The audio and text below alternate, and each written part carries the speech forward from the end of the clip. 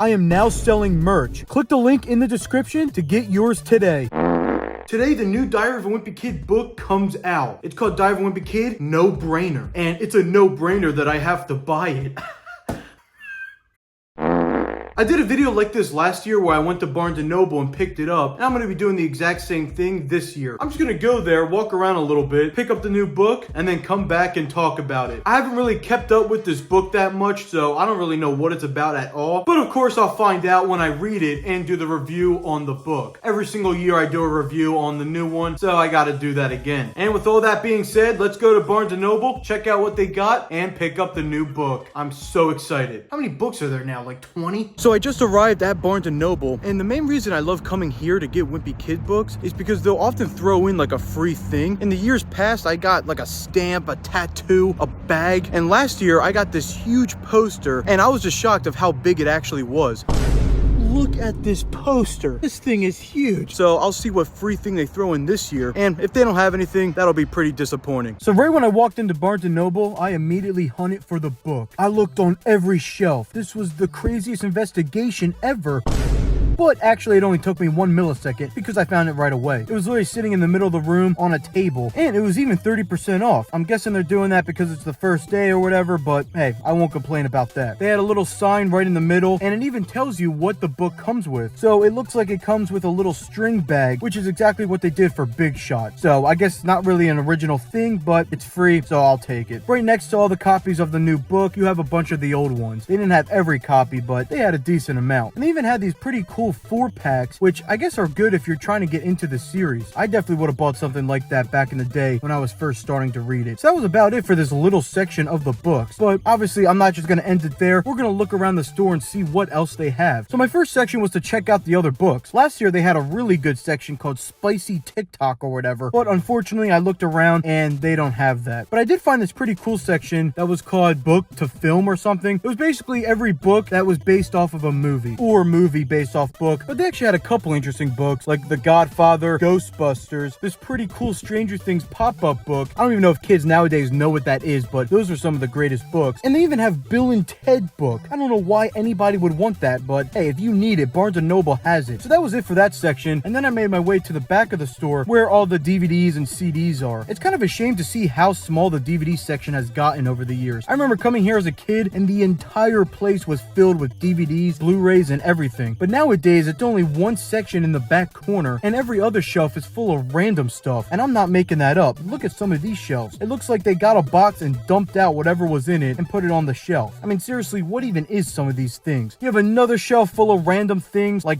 Funko Pops and all these stuffed animals that just look stupid. They even tried to hide Elmo in the back there, but I found him. So it's kind of a shame just to see how much that section has changed. I mean, I get it, DVDs aren't as popular anymore, but you would think they would make somewhat of a comeback based on how popular vinyls and CDs have gotten. But anyway, I looked through some of the vinyls, and it's honestly kind of surprising how much of a comeback they have made. I mean, there's movies that are made in 2023 that are getting vinyl releases of the soundtrack. I kind of like that though, that older stuff is coming back. I just wish it would happen with DVDs, so we have more in the stores. Then I looked at the CDs, and they also have a good amount of those. I've never really been a big CD collector. I really only have Black Eyed Peas on CD. Why, you may ask? Because I do. And they even had a Black Eyed Peas album in the store. It's one of their weaker albums, but hey, they got it. They also had some other stuff like Katy Perry's album that has some classic old songs on it, and even Mariah Carey's Christmas album. Have you ever heard of the song All I Want for Christmas Is You? It's a pretty underrated one. I recommend listening to it. The only Christmas album I really don't like, however, is Michael Bublé's album. I think that's how you say his name. Anytime I hear a song on the radio, I just skip to another channel. But the only other section left in this place was the DVDs and Blu-rays, and this was my favorite thing to do as a kid. I went through every movie all the time to see what they had, but over time, they just got so expensive. I remember back in the day on my channel, I made a video comparing Amazon prices to Barnes & Noble, and it's crazy how big some of the differences were. So I figured I might as well bring that back right now.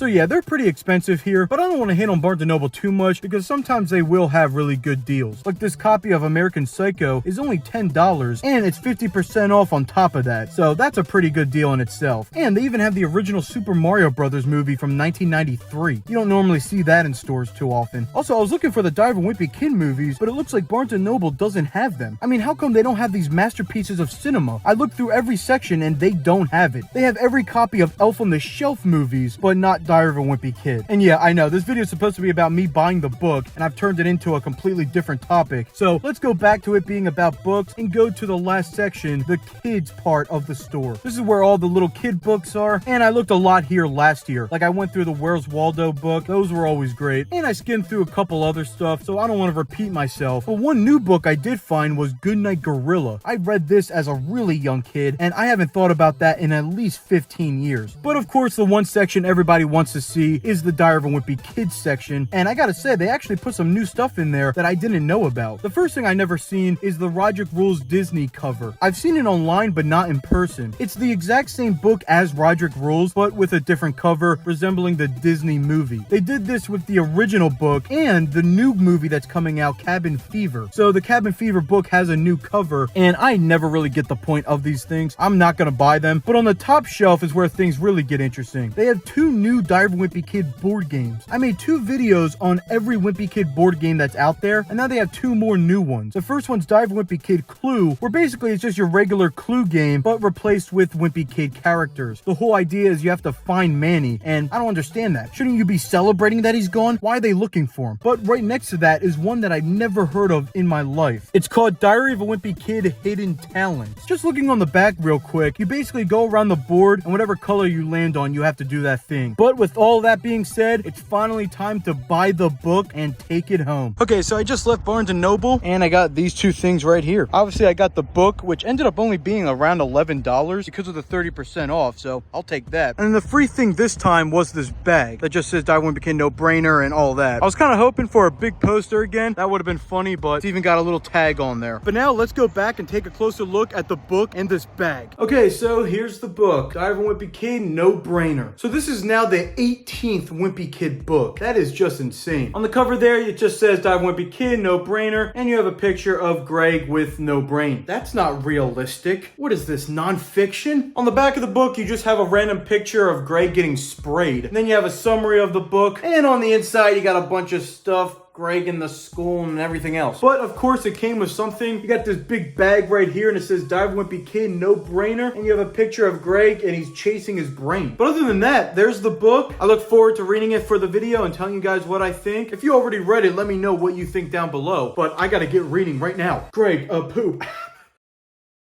I'm going to take a wild prediction for next year and see if I get it right. Greg is going to be in middle school in the next book. Hopefully that prediction's right.